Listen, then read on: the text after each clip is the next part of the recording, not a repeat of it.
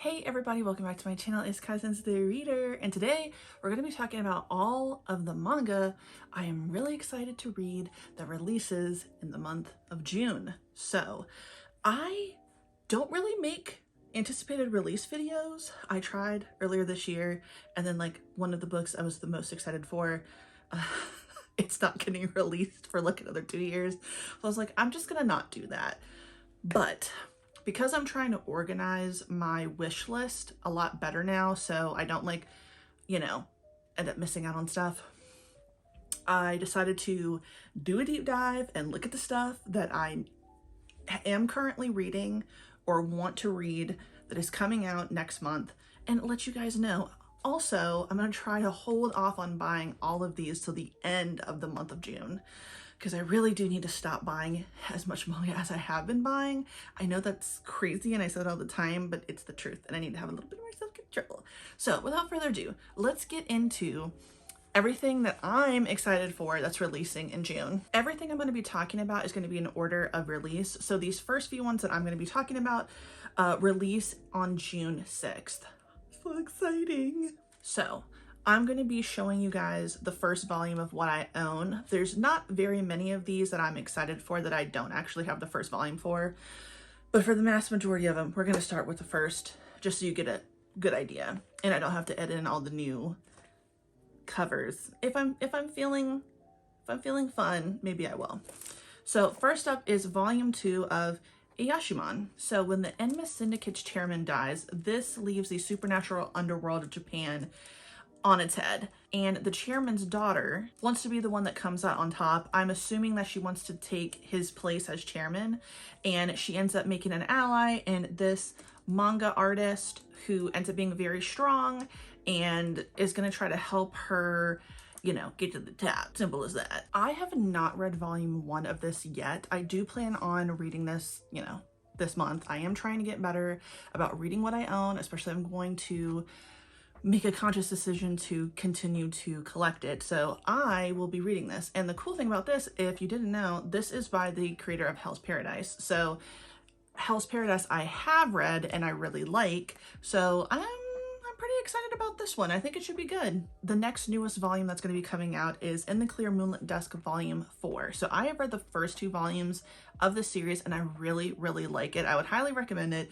It's a romance, which I'm really enjoying. It does have to do with high schoolers instead of adults, which is kind of like more what I've been reading is more adult romances and adult GL romances, but this is really, really cute. So we have our 2 main characters. They are high school students that are like princes in their school, except this character is a woman and she is very quiet, but very androgynous. Not in any relationship. I don't think she's ever actually been in a relationship before. This other main character kind of falls for her, finds her very attractive, and they start to kind of date, see where things go. It's definitely full of angst, which I've mentioned in the past. I'm not the biggest fan of like a miscommunication trope, but like what you would expect from teenagers, but I'm still really enjoying it. Like there's a few miscommunication situations going on that are kind of annoying, but it is what it is. They're teens, what can you expect? But I'm excited to read volume 4 when this comes out in June. Next up is volume 8 of Sakamoto Days. I love Sakamoto Days. I would highly recommend it. I have read up to volume 6 or 7, I think. I'm either caught up or I'm just one behind. This is a really fun manga in my opinion. So you're following your main character, Sakamoto. He is a retired assassin and he just has his little simple life running a convenience store with his wife and child, but you don't get to just leave the gang of being an assassin without like, I guess, dying, you gotta die. I don't think you just live a normal life. So there are people that are part of the gang that he used to be in who are trying to take him out. But of course, Sakamoto was one of the best assassins there was. And he kind of like along the way, like gets people to be his friend who are trying to kill him. But there's a deeper story that's going on that I'm really, really enjoying. So this is a series I would highly recommend if you want something that's funny, but also has a lot of action. It's very bloody because we're talking assassins here. And I love all the characters that we've met so far. They're great. And if this becomes an anime, which I'm pretty sure it will be, this is one I've said many times I really want my husband to watch because I know that he will like it. Next is volume 3 of Futari Escape. I am not sure, but I think that this is a 3-volume series. I'll do some research and let you guys know, like in the comment or something, or up on the screen, whether this is like just a really short series. I think it might be, because most of these that were like GL romances, like I was trying to look for something that's going to be a short series, but volume 3 will be coming out in June. This is following our 2 main characters. One is a manga artist, another one is a jobless woman, and they are just trying to escape, you know, adulthood responsibilities, just trying to have fun, just trying to do their thing. So while I haven't read this first volume yet, and it's pretty short, I will be reading the first volume in the month of June, or at least towards the end of May, where May isn't exactly over yet, but we're getting there. I definitely am excited to really like dig into this. It's going to be a fun, lighthearted manga, but I'm excited for volume 3. Next, we are going to be getting Imakoi Now I'm in Love volume 6. I have read only the first volume of this so far, and I really liked it, but we're back to teens kind of figuring it out. One of the teens is like someone who's not dated before, the other one has, but is also kind of like grumpy. So you've got like the grumpy sunshine trope. Obviously, he's the grump, she's the sunshine, but our 2 main characters, they're in the same school, but they meet on the train because he saves her from being assaulted on it. Disgusting. And it's just kind of like figuring each other out from there. It's very cute. It's lighthearted. I would recommend this, especially if you want something that's just an easy read, a cute little romance. Next, we're going to get Mashal volume 12. So I have only read the first volume of Mashal, but I really like this, and I just recently watched the first episode of the anime, and it was really good. My husband is the one who's watching the anime, I'm the one reading it. I think both are great, so you choose whichever, you know, form of media you prefer. You will like either one. We are following our main character, Mash. He lives in a wizarding world, but he is like the one punch man of the wizarding world. He also, you know, doesn't have magic. So is it against the rules to not have magic?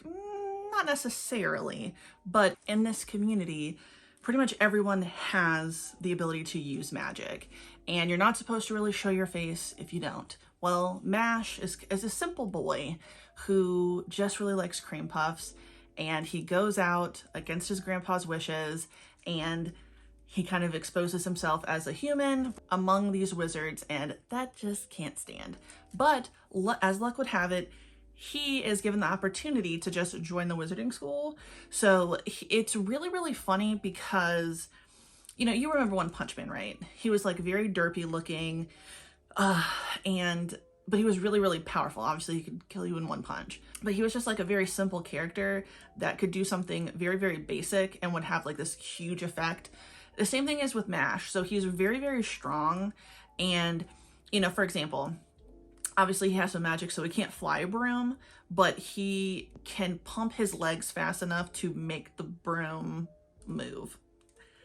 It's very silly, but it's also really funny, and I'm liking it so far. It's a mashup, as I've said, of like Harry Potter and One Punch Man. So if we're thinking Harry Potter, you know, we have like a Draco in here. I'm enjoying this. If you like Mashal, let me know in the comments, you know, especially if you're further along in the series. As I said, I only read the first volume, but I will be continuing on with the series, I promise. Let me know what you think. Now we're moving on to manga that releases on June 13th. So first up is The Summer You Were There, Volume 3. I'm pretty sure that this is only a 3-volume series. I haven't read this one yet, but I really want to. Obviously, if it's 3 volumes, I should make quick work of it. We're following our 2 main characters. They're high schoolers. One is the shy one. She's writing a manuscript. The other one, not so shy, finds her manuscript, suggests let's start dating. So it's a very cute, lighthearted, short little GL series. Once again, going back to the high school, but I'm fine with that. I think it's gonna be very cute. If you've read this, let me know what you think about this. I would love to know if it's a good one, if you think I should prioritize this over anything else. With it possibly being so short, I don't feel like the need to rush to read it, but I do want to read the first volume of pretty much everything I'm talking about if I haven't read it yet. And on the 13th, we will also be getting the 12th volume of Call of the Night. So I read the most recent release, which was volume 11. Still very good, liking where the story is going. Our main character is seeming like they are kind of further along than we thought that they were going to be. I don't want to give too much away, but this is following Nazuna and Ko. Ko is a human, Nazuna is a vampire. My only critique of this is I hate the fact that Nazuna, who I think is a really cool character, is like, you know, it's the typical thing, right? Ko is like 14 years old. He's a minor. Really feel like it would have been very easy to make his character a young adult, considering like she's older than 14, but she's also older than 14 because she's like 200 years old, you know, because she's a vampire. So I hate the age gap because I don't think it was really necessary, but despite that, I do think that the series is really cool. I like all of the vampires that we've met so far. We're getting into a more evil vampire, if you will, that's amongst the group that we've met. And Ko, some things are going on with him that I'm not going to give away, but it's definitely getting serious.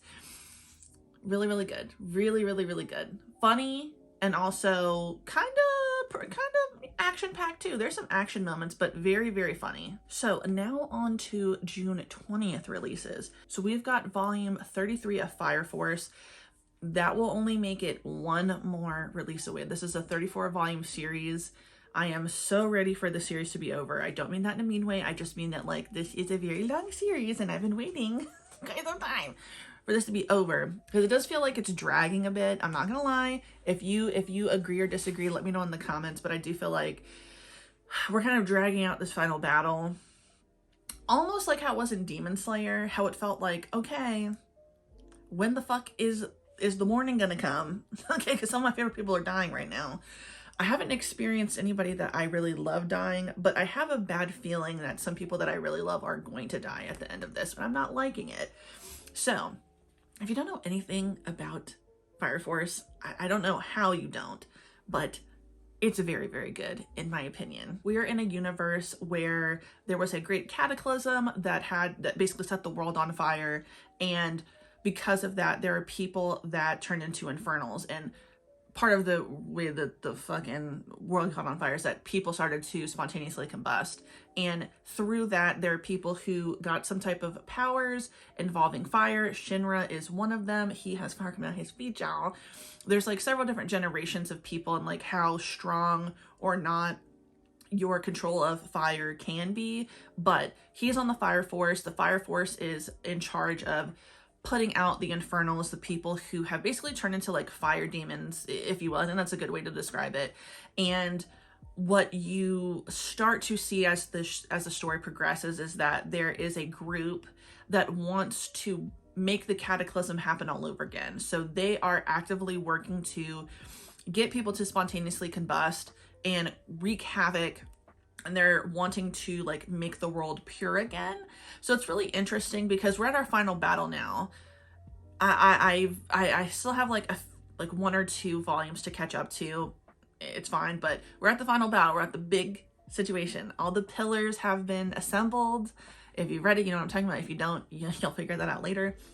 And we just have to have the final showdown.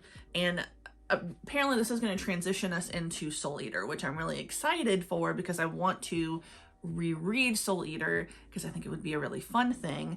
I am also kind of dabbling in the idea of starting from the beginning with Fire Force, but we'll see. We'll see, but I don't want to make too many promises on that one. But I would absolutely recommend you read Fire Force. I think it's really good. It's also an anime, so watch it if you're not really into reading it. Some things are probably going to go a bit faster than I'm experiencing in the book, and that's okay. But yes, Fire Force is really good. And we're also getting volume 8 of Frieren. So I have read the first 2 volumes of this, and they're really, really good. You are following our main character, Frieren, who is an elf mage. She's pretty much immortal, and the people that you see on the cover were the first few people that adventured with her. So they were a band of adventurers who helped destroy the Demon King and basically bring peace to the earth. But as the world continues to move on, Frieren stays the same, and other people in her group are getting old, and some of them are dying, and she is basically on a quest to always gain more knowledge in grimoires.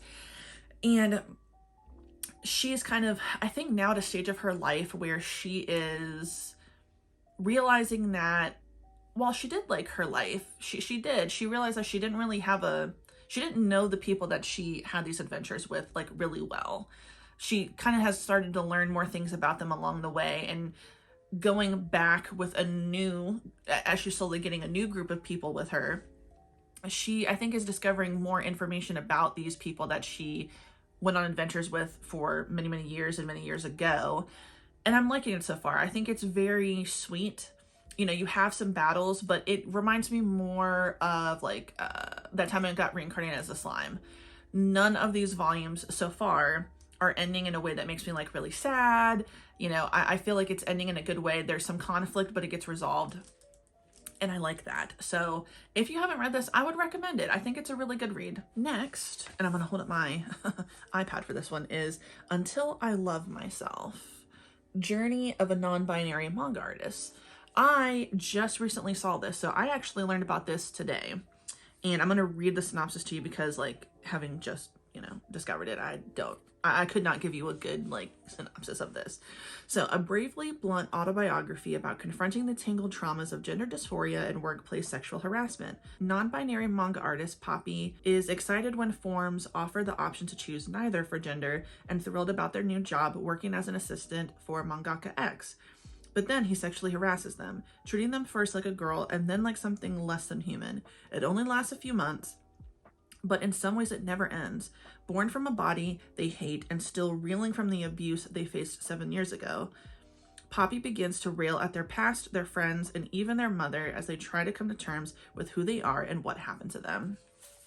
So yeah, I was looking up other things that would be released in June, saw this one and thought, oh, I think I would really like to read this. So I'm excited for that. If you have heard of this, let me know if you are interested in reading that too. Next is Goodbye Eerie.